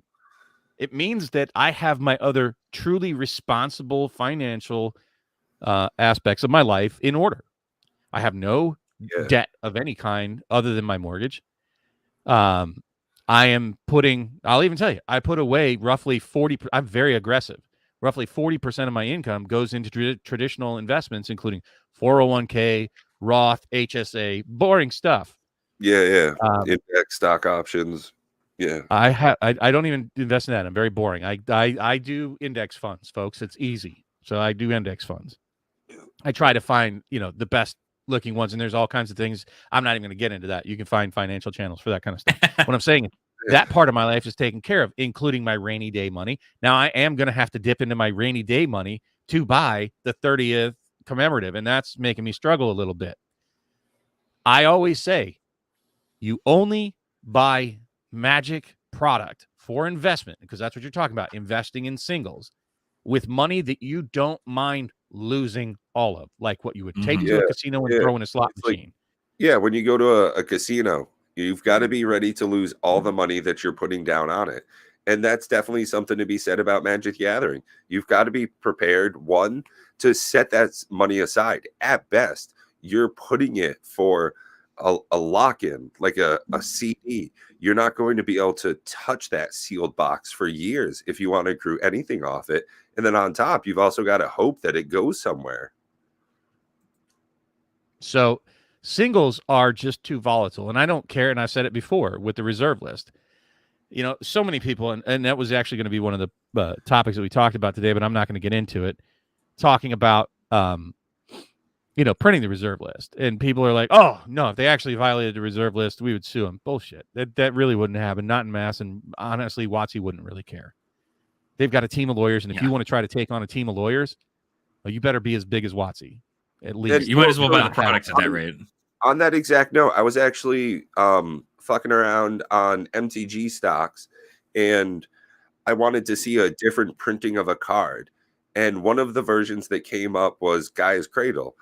And the cheapest version was like $230. I was like, wait, how is there a Gaia's Cradle for like $200 something? Oh, it's a championship deck. Gold border, and it has a big black line through it that says not for tournament play. And the back has like a different version on it. And if you're cool with playing with any of these other versions, why not play with that as well? And it's a real thing made by Magic the Gathering. And I started cruising around, and I saw all sorts of different versions of cards like that. Force of Will for like $13, but it's just a championship deck version. You know, maybe you're right, Alex. It kind of has opened my eyes up to some of these older Magic the Gathering products. So big ups. You know, that's an interesting, introspective look on it. I think there's opportunity obviously everywhere, right? We all have access to the internet, and everybody can watch any of our videos that have existed. And I'm sure at least one person who does Magic the Gathering content has talked about 1993 product, right? So the odds that you run into it are probably pretty good. The internet has a great way of offering content to you that might be correlated with content that you've already searched, so on and so forth, yada, yada. But I think overall, though, as far as even just looking into like the singles, right? The singles investing, very much so in agreeance. I'm really awful at speculating on singles, and I really don't think that this is the best way to invest. I think that sealed is probably the better way to do it. Do I like the idea of those cards that have special frames? Sure, but I played Yu-Gi-Oh for a good portion of my life, and the only thing a special frame does, a special printing of a card, the only thing it ever does is give the company an opportunity to print a better version of it. And because of that, it's just genuinely like there's always going to be one more that the company's going to be able to do to make it a little bit better. And everybody's going to have their preferences, right? Some people probably look at these new the Galaxy Foil Shocklands and go, I don't want that. I like the original one. And everybody's got a preference when it comes to it. So it doesn't matter how flashy something is at the time. Sure, it could go for a little bit, but in the long run, if they come out with some kind of extra cool version that's got a different art that more people will enjoy, or a bunch of other people will enjoy, its price could change depending on it as well. Sometimes the price doesn't change at all depending on the frame of the card, like Cavern of Souls. I think Cavern of Souls sits right around the same price altogether, aside from the Ultimate Masters box topper. Right, like that's pretty much it. But there's a lot of opportunity in singles, but I don't think singles is where you should start. A good card, though. I mean, right, and with everybody playing tribal, there's so many right? good cards that lose value. There's too tons hard to predict. Right. Going back to one of the things that you kind of were talking about there, and not kind of, you were absolutely talking about. And actually, it was Pat that sort of gave me my first poo-poo on the 30th commemorative, the only like really negative one that has teeth, argument that has teeth to me. So kind of melding these two things into one. You were talking about, will this bring new eyes to the product? To a very limited degree. Like you said, the search engines are going to be for your search history. It's not going to bring it to new people. I think the Transformers cards are going to do far more to bring in new eyes that have never seen Magic cards before and haven't found this audience. We all think, how could you not know about Magic? But I'll guarantee you, if you go to your office or wherever you work, 80% of the people never even heard of it. So that's their bigger hurdle to get past. And what Pat had said about the 30th, and it really made me stop for a second on DJ's show and go, that's actually a really good argument, is that they're focusing their effort on this. And we've said it before in other ways. And here's me shilling for WotC. For those of you that think I'm a WotC shill, they could have taken their effort, money, time, and done more to reach broader audiences, right? And I don't care if that's giving away a Magic card in a Kellogg's box or on the back of a damn, Kraft macaroni and cheese box or Happy Meals.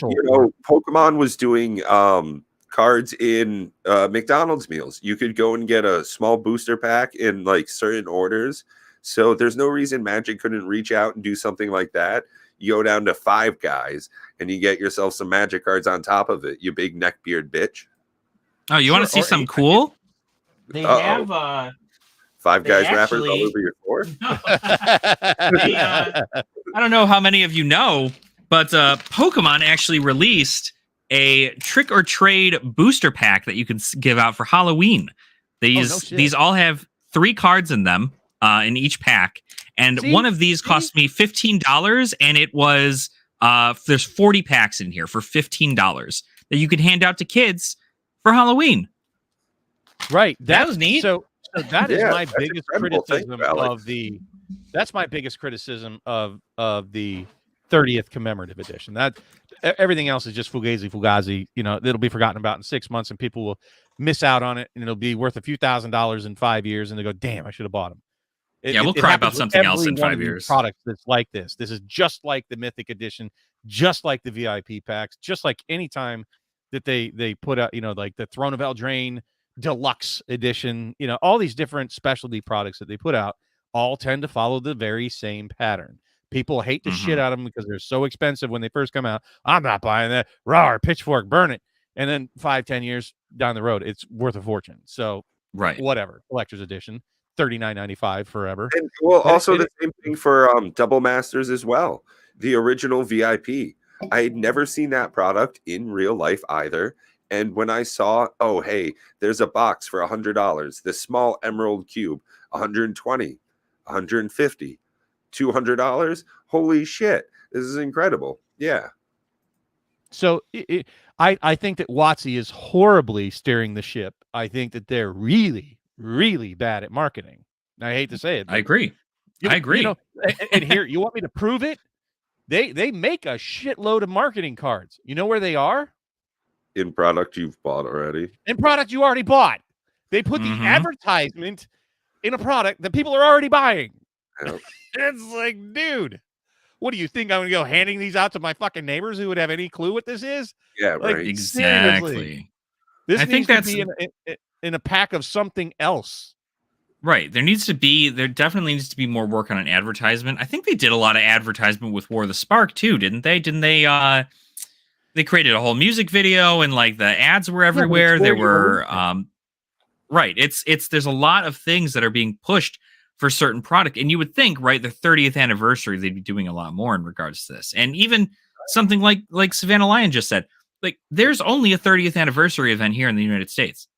And they could have taken this money that they are using to kind of promote the 30th anniversary, edition, and they could have put someplace in Europe. They could have put a Central Asia store to set something up. Like if they really were going about celebrating the 30th Magic anniversary with everybody, they could have allocated their funds elsewhere. But I think, and this is something that, you know, even Rudy brought up in his thing and that I kind of talked about, is that, Wizards, at the end of the day, they need to make money as a company. And do I think there's a good way to make company and still have your community not hate you? Yes, absolutely. Which is why I think this was such a bad idea on their end. I don't care that it's $1,000. I don't care that it's beta collector's edition reprint things. I don't care that it's cards I can't use in a tournament. I don't care. I can just personally think of the at least 10 other things that Wizards could have done with this promotion to have made their 30th anniversary better for everybody collectively. So I think they certainly, I don't know about better, but let's say that, to Pat's point, I think they certainly could have done a much better job at making Magic 30 reach far more people. Yeah. Than this commemorative edition will, right?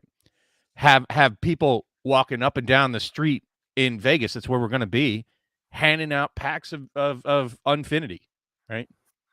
Just to random people on the street. Mm-hmm. There's so many things that they could do. Some sort of a parade, have all the cosplay people and then Wizards employees that have all sorts of crazy costumes from the set, march around town or do something creative, some way to make a splash about it. But no, even on like YouTube, why don't they put up some advertisements there? I've seen trailers and for full set releases where they make up some video thing, here's a free marketing idea for you, Watsy. If anybody watches this show or anybody wants to pass this off to Watsy. Oh, by the way, I do have big news. Holy shit, I totally forgot about it. I'll tell you about it after I mention this. And so I'll mention this to them. Make a Macy's Day Parade Magic float. Oh yeah. Make a Mardi Gras float. And on those floats, you know what they should be doing? Make these 2-3 pack things like you just saw for Pokemon, and you start chucking them to people in the crowds all over New York City and New Orleans. Mm-hmm. That's how you get 1 million new Magic players. Yep. Right. And then you're going to have some sort of big, make them the chibi version floats of like a Johnny or something out there, that nothing offensive, like giant floats. And you just, you do something akin to that to get it in front of a lot more people. Well, but even if they don't care, Solar God, about people, they should care about the bottom line, and getting in the hands of more people means more buying public. Yep. Right? The more that know about it. That's the whole point. I just think they do a really shitty job at it. Like, we've already got the market cornered. We'll put our advertisement in our own product. How stupid. I think you see that you see that a lot with even like World of Warcraft too, right? Like, I mean, all these people who've been playing WoW for like, years on end. I think a lot of places just kind of assume that because you got a lot of veterans and a lot of people who are so hardcore into their game that it's like these people are going to be the ones that are going to carry us. I'm actually going to argue with you. I'm getting sick of the World of Warcraft Dragonflight advertisements I keep getting on my TV now. Oh, that's right. You play WoW. Yeah. And that's that. I didn't know whether or not they were getting them on television or anything. I do see them every now and again, but and I mean, granted, Blizzard has to do everything they freaking can after the nonsense they went through, but sure, but why you never see a Magic commercial that way? Exactly, right? Like, I think there is a lot of improvement that Wizards can do in regards to its advertisement. And I think we're all in agreement of that. I don't, and I think that's also why in regards to that, they're kind of tying themselves into other IPs. I think the entirety of the Universes Beyond is just one giant advertisement ploy, because now you have all these Warhammer people who are like, oh, I want that, right? Or all the, My Little Pony people who want to get a secret lair. Like, here's the problem with that. That's the Walking Dead folks. Yeah. That's passive advertisement, though, right? That's putting it into your own product and expecting those people in those milieu to find you. right? So they have to give the behavior that will make them find you. I think that WotC has to be more proactive with reaching customers, and I just don't see it. And honestly, and we've said it many times here, they need to make far more of their effort and development aimed at new players, right? They need to make new player formats, new player cards, new player things. And Jumpstart is sort of that, but they really did a trash job of it this time around. It was really bad. Yeah, DMU was bad, real bad. They are making those starter commander decks though.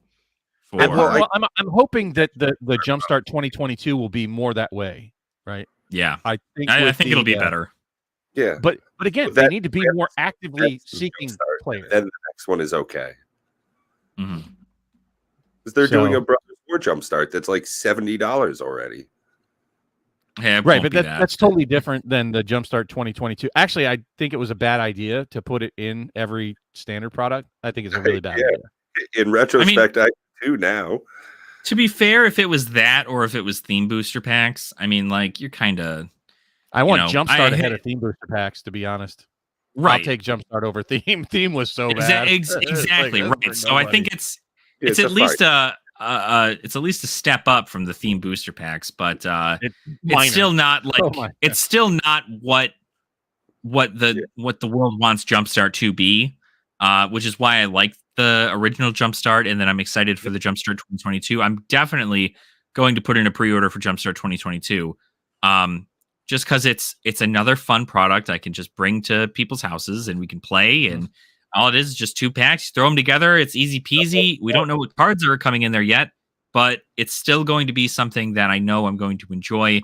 And overall, it's going to be a great beginner product. I like to, over on my channel at least, I want to start putting a more huge focus on getting the word out to newer players, on how to properly get yourself acclimated to the world of Magic and how to easily get yourself kind of started. And I have hundreds of ideas. So much as like making up Pauper kits where I can make a pretty like average Pauper deck in one of every color and tie it in with a deck box and some sleeves and a playmat and sell those online for X amount of dollars, right? To kind of get a starter kit going for players who don't know where to begin. There's a ton of people who get in and they get real lost real quick because 30 years of stuff. And if I found somebody who was brand new to me Magic, I have somebody in my comment section literally yesterday, and they were like, "I just bought cards from Kamigawa. I bought a theme booster pack, and I bought a couple booster packs. Can I make a deck out of this?" And I'm like, theoretically, you could, right? Yeah. Like, nobody's stopping you from making a deck like that. But if you wanted to start somewhere, you have to find out what format you want to go into. And if I had to explain all the 8 different formats that existed in Magic to one person, they'd go, all right, maybe I don't know what I want to do with this yet. Maybe I just like the art. And I totally agree. And that's where I say they're horrible, Right. They're just really, really bad at new blood, especially, let's even take that a step further and going with their distribution. I think it's a huge mistake to go through Amazon and Walmart and Target and all these big box stores. I'm sorry. They grew up with the LGSs. You cannot have anybody explain to you on Amazon how to play or get you into a game of Magic, right, or Walmart or Target. You're never going to sit down if you sat down in Target and started ripping open Magic cards, they're probably going to bring you in the back and wonder if you stole them. Right. And it's ridiculous. You're certainly not going to have a store employee explaining, oh, well, no, you got to have mana to play your cards. It's not going to happen, and it never will. Now, their profit margins might be bigger, but it's not healthy for the game holistically overall. You're not going to have somebody who's never seen Magic before in Walmart just walk up and, oh, let me buy some Magic cards. That's never even heard of it, never seen it. It's good. It'll be invisible. It'll be camouflaged to them. Yeah, and then on top of that, it's also behind the counter now. It's not something that's just on the shelves. It's not something when you go to an LGS, it's not normally in the front. They're playing their tournaments in the back as well. So they have to really try to get their product out to people. But in an LGS, and most of them have the store layout, and a lot of people get their very first exposure to Magic because usually their cash register is sitting on a case full of Magic cards. It's right up front. It's loud. It's proud. It's here. And people look at them opened. They can see the artwork and they're like, what's this? They walk in to buy a box of Monopoly and like, hey, what are these? Right? Yeah. You don't have that at Walmart. You don't have it at Amazon. You have to go search for the product there. So it does nothing to bring the new blood into the game for any of those places. It's a lot. It's easy to get lost in it. And I mean, there's new people trying to get into Magic every single day. One of the things that most people talk about in regards to the big three, right? Yu-Gi-Oh, Pokemon, and Magic, is that Yu-Gi-Oh and Pokemon at least have a show that airs on television. And so, they have something to connect the person from other, media entries to the game that they have. Right now, they don't ever play the Pokemon card game in Pokemon, but if you know what Pokemon is, and then you find out that there are little cards that have your favorite Pokemon on them, you're more inclined to go, okay, maybe I'll buy that. And then Yu-Gi-Oh, obviously, the whole show is about people dueling, so you already have them explaining the game for you in the show, as well as telling you about the new cards and what they do and how to do them and so on and so forth. And Magic doesn't have any of that. There's no outside source of media that will bring people into Magic like Yu-Gi-Oh! And Pokemon does. Yeah. But they could. Yeah. They could. Exactly. They could, but they don't. Like, I mean, every time they've tried to make a video game, they failed. So that's if you're trying to copy somebody else's success. And right. I'm just gonna say Arena is, a really shitty version. And so what was the latest one? Spellslingers, Spellslingers, stupid piece of shit game. Supposed to be a rip-off version of Hearthstone. I hate to tell you, Magic, you missed the bus. Like, so bad, so bad. World of Warcraft did not have the card. They did make a TCG. In case you guys don't know about it, I've collected a number of them, but their card game really just didn't take off. So they made the digital card game. Guess what? It took off. It is the king of digital card games. TCG card games. Magic, you're not going to catch them, so don't try. And your version sucks. So don't swing in somebody else's wheelhouse. You got to march out, and they're the progenitor of all TCGs. That was their strong suit. Stick in your wheelhouse and innovate there, right? Instead of chasing the dragon, so to speak. Right. I don't know. I bet Wizards is probably doing really well with Arena. As far as, you don't think so? No. I think they're doing okay enough. I liked the addition of they just announced that Shadows of Innistrad Remastered is coming to Arena. I can't remember. I think it's next month, December, early 2023. I can't remember.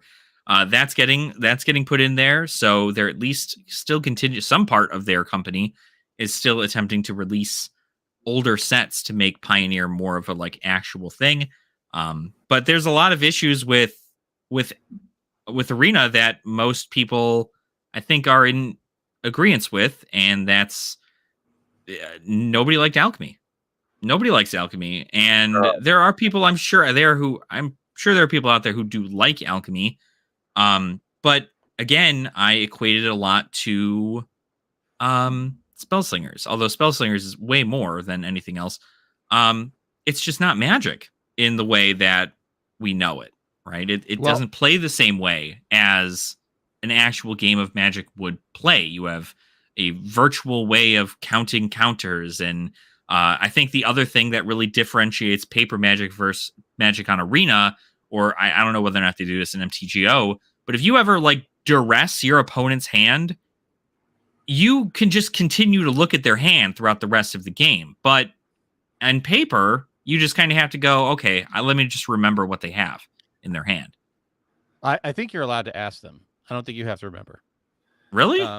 I think so. I think in tournaments. I'd have to look that up again, but I'd have to see. Rate, that'd be interesting. And you're allowed to write it down. But It doesn't play the same, and You to know, that having point, your the tokens, best part, life keys and triggers and stuff.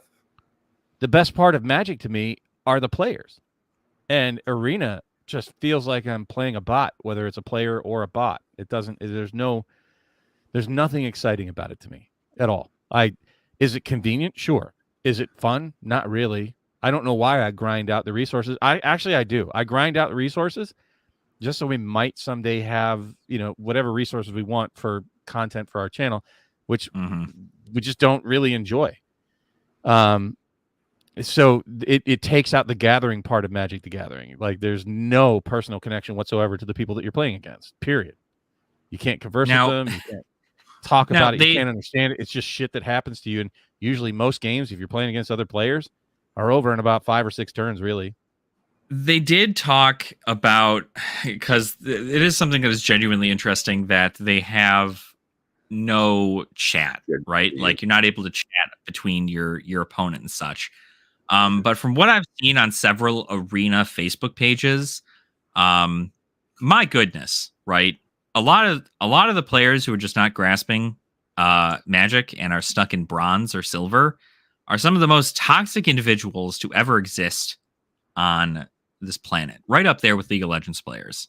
I cannot tell you the amount of times I've heard whining for no reason, and I know, at least I would think, that that's why they don't allow chat boxes or anything of the sort in Arena right now, because it's kind of for the best. I mean, it's going to be so bad. Place. And when you have just like an open chat box, it's also like made for kids too. So it's kind of just safer not to have that. They could certainly open up some of the options for chat, different emotes or dumb little things you can say, maybe, a bunch of different options, but that is absolutely something that is limiting. There's no gathering in Magic the Gathering online. For sure. You take something away. Right. Absolutely. And also, Moxbox, I'll get a new background sometime soon for you. I promise. Thanks for coming, Decoy. But I do live in a seedy hotel, though, so this is what you get. No, I mean, boy, we've talked about a broad smattering of topics tonight, folks. Yeah. I hope you've enjoyed it. If you haven't already, please hit the like and subscribe to Mr. Pat the Pauper for being so generous and paying money to improve the product that we're bringing to you. He sent it out. I'm actually a patron of his. That he's trying to improve our tech to bring to you guys. So it does cost us money out of our own pockets just to try to make things better for you guys. So please recognize that by liking and subscribing. That would be at least a big help, a free way for you to give him some help. Hit up Alex. I think Alex is one of the rising stars in my book. There are hundreds of new content creators that come out every single day, and Alex puts out really topical pieces. It's not correct me if I'm wrong, but you don't do a ton of pack cracking, so that's not really going to be his thing. But there's 100 channels that do that. So if you want some actual, thoughtful content, and he puts a lot of thought and research into his content, so go out there, give him a look, give him a subscribe, and check out some of his videos that he's done. He's doing really, really well, I think. Yeah, I genuinely, I think we do a lot of box cracking for patrons. I think that's pretty much where it's going to be. I've gotten to a point where, even if I started making at least a decent amount of money on YouTube, pack cracking is just too much. A lot of the stuff on my channel is about knowledge, history, gameplay, strategy, pretty much lore sometimes. I like to talk about a lot of the stuff, but pack cracking we don't do a ton of, but we do actually have a pack cracking video coming up, hopefully tonight. So, but it's for a patron. Another, it does get to be a big pain in the ass with all of the inventory of having cards around and having to ship stuff out. It's cool the first couple of times you go to the post office with like a big armful of packages. And, I feel like I'm the guy, I'm shipping out a whole bunch of stuff to people all over the country, all over the world. and then you have to do it on like your weekends or after your hard day of work. You've got to still go down and get that card in the mail. It gets old fast. Yeah.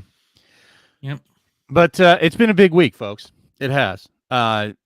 This is not our way of FOMOing you out on these things. Like I said, with the, if you take anything away tonight, make better or worse, whether you like or hate it, make up your mind prior to the Secret Lair calendar edition, the 30 individual packs, before it hits. And you said that's like in the beginning of November, I think. Yeah, November 1st, 9 a.m. Pacific time. So that'd be noon 10 Eastern, Mountain, 11 Midwest, 12 Eastern. So just you got to be on top of it, because I don't want anybody to come at me in my comments and tell me I think this product sucks because they limited it. When I honestly think that's going to be and you know what, their websites, and I think I know the commemorative one they said they're doing through, it's not even their website. Yeah, a different site. Which God, if Bob, if what happens to you? God, I'm scared. That's the part I'm worried about. Like, I'm not worried about cards losing value or there's a community pissed off on both sides. Oh gosh, I'm worried about them fucking up the implementation of it, like they did with the tickets, and they're just bad at that. They're so bad at that. Yeah. Oh my God. I think the people are going to be pissed. I think that's where you really upset people to the point where they just have to walk away. I mean, you really want to be upset? Don't be upset about the products they're making. Be upset with being able to get it, how they get it, charging you or not charging you, or shipping out 8 months later, or that's the kind of stuff to get pissed off at WotC about, that they're really bad about and they need to fix. And that's actually one of the things that is interesting about this product is that, so 30 packs isn't quite the right way to put it. Yes, they are. I mean, they are. They're one card packs. They're 30 box toppers. So it's a lot like an advent calendar where you've got just a whole bunch of them, and it's supposed to be one for each day of December. And because they've already printed these, but aren't there 31 days in December? They're supposedly, you're supposed to get it on the 1st and not open one till the 2nd, I think. Yeah, so you can go ahead and get them shipped out really fast. They're saying depending on where you are physically in the country, that you can get them for the 1st of December. So within 1 month of shipping of purchase, you get the product in hand. Which let's see how they keep up with that. Yeah, I don't think that's gonna. I think they're gonna miss the mark on that one too. Well, who knows? I'd like to see it. I'm just saying, if think about it now. That's the difference between FOMO. This is not creating FOMO. This is creating a month, roughly, of decision making, right? And make your decisions now. And if you decide it's not for you, cool. But if you do decide that it's for you, my advice is be there half an hour early on the page, getting ready to rock and roll. Right. Know the quantities that you're going to want to buy, because they didn't even say if they're going to limit quantities, by the way. Oh yeah, frig that. Oh my God, I really hope they don't do that. I hope it's. I really do hope it's one. We don't know. But make these decisions now, folks. Like, don't wait until the day of. Have some contingencies. If you want multiple quantities, well, if not, are you at least wanting to buy one? That kind of stuff. If they have multiple quantities, do you want to buy maximum? Make all your decisions now. Yeah, and on top of that, be extra smart. Make sure you've already made an account. Make sure you're logged in that half hour ahead of time. Make sure you've already confirmed your shipping address. Make sure you've got the money in your account. You've got your card in your lap. It's like any impulse sell product. Like when Xboxes first came out, you had to be right on top of it. Same thing if you're trying to get a fancy pair of shoes. You got to make sure that you're right there, that you're on point. Go make your digital accounts now, or as early as you can. As soon as I find the info for the commemorative edition, I'm going to try to register on whatever the hell site that is, or try to pre-register however I can. And I'll try to share that information here if possible. But if you buy Secret Lairs, I don't know if you have to. I think you do have to have a WotC account. I Yeah, believe. you need to have a Wizards account. Yeah, I don't think they let you check out as a guest. I think you have to have some form of account. It's the same one that you use at tournaments and whatnot. But, go make your accounts now. If you think you're going to buy one and you haven't bought any secret layers before, be aware of all of that stuff. Right? Go do your homework. Be ahead of it. Do not be farting around with that at 9 a.m. Pacific time on the 1st and go, shit, I missed out because I had to do all my registering and confirming my account and all that shit. There's also an interesting thing that occurred with the Here Be Dragons, and I don't think it'll occur the same way for Secret Lair, although just make sure that maybe like a couple days before the 1st, check your emails, check if you're subscribed to the newsletter for Secret Lair, make sure to check that. Here Be Dragons, the Secret Lair that was $150 after taxes and was only limited to 10,000. Beetle and Grimm did an early access for those of you who signed up for the newsletter. So you were able to purchase the product an hour early before other people were. Ooh. So if that is something that they are going to do with the Secret Lair, please make sure to check all of your emails regarding that, because one, it is a little, a little shoddy to kind of slip that in there, but that does really kind of show you the ones that pay attention. And I was able to get it an hour early, and I bought 2 before these things sold out. But just double check. I'm not sure whether or not the actual official Secret Lair website will do that, just because the Here Be Dragons one went through Beetle and Grimm, which was a completely different site. But just kind of keep your eye on stuff, because that is going to be kind of an interesting thing. You're not going to want to miss out on that for sure. You say keeping an eye on stuff. I actually just realized you're wearing a Ghost shirt. You're damn right I am. I just saw them in concert. I've got a comment and a question. Comment in the form of a question. Who's your papa? And then also, who's your favorite papa? Oh, man. I don't know. I really like... I think I have a pretty close tie to Copia, simply because he was the first I saw in concert. But Papa 3 is pretty rad. But I don't know. I think if I'm being entirely honest, I do like Papa 4, Cardinal Copia. Probably my favorite. Where did you see him in concert, and how are they? I just saw them in Peoria, Illinois. They were just out here. What was that? Oh, God, like what, a month ago? We just saw them. They were on their tour around the U.S. and it was amazing. It's the 3rd, 4th time I've seen them now. They're so good. I mean, they're just genuinely. It's such a theatric performance, and all the songs are bangers. Right. I highly recommend. If any of you like metal, Ghost is great. So. Well, folks, my old diabetic ass needs to get some food. My body's screaming at me here. So, thank you so much, everybody, for showing up. I don't know. Are you guys planning on sticking around, Alex and Pat, to have some? I actually should probably also go get some food, unless Pat had something special planned. But we can have you back on again, right? Like, this isn't your swan song, is it? Oh no! I think this is my 2nd time on here. If you guys need me for it, and I'm wholeheartedly available, I'd love to come back on. We'll let I the audience conversations. What do you think about Ash and Wings? Should we have him back on? Well, I don't care if you think so or not. We're gonna have him back on. It's up.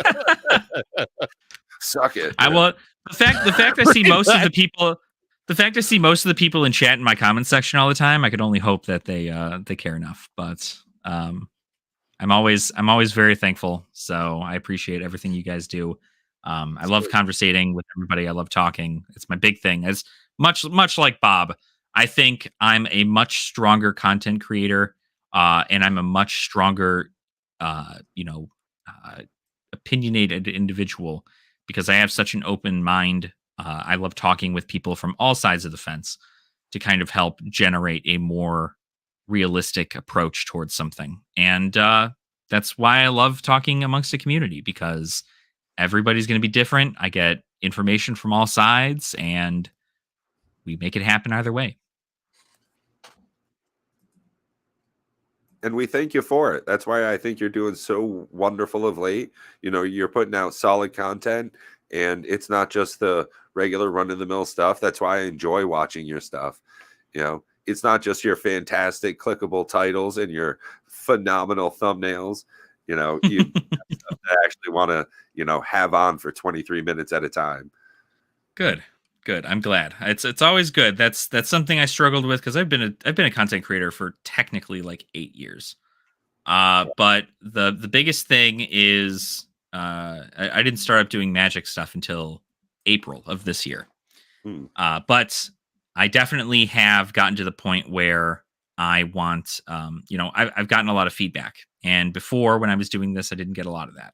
I was, you know, I didn't get a lot of feedback on how people were enjoying the content, how people were doing this and that and the other. But I think this is the first time since starting content. Well, I mean, not just now, but throughout these past couple of months, I've gotten genuine responses and feedback, and that people have really enjoyed the content that I've made. And that means a lot. So very happy to continue to do that for everybody, because if you want it, I got it. Well, I enjoy your content personally, and that's not just shilling. I do watch it, and I enjoy having you here. So thank you very much for showing up tonight. And thank you, everybody in chat, especially big shout out to Ed, Dual Brain. Mm-hmm. If by some weird chance you don't know about Dual Brain, please go over, check out his channel. He's also, you know, he's a hot topic. He is rising fast in the Magic YouTube community. Go give him a look, folks, if you have not. And for those that are catching this ex post facto, you know, go check out all the content creators here. This has been a wonderful night for me. Thank you so much, everybody in chat, and Pat and Alex. It's been a great night. Yeah. Thank you all. Thank you all. Until next time, Pat the Pauper, joined by Alex and Bob. Stay well, stay frosty, be good to each other, and be good to yourself. Peace, everybody.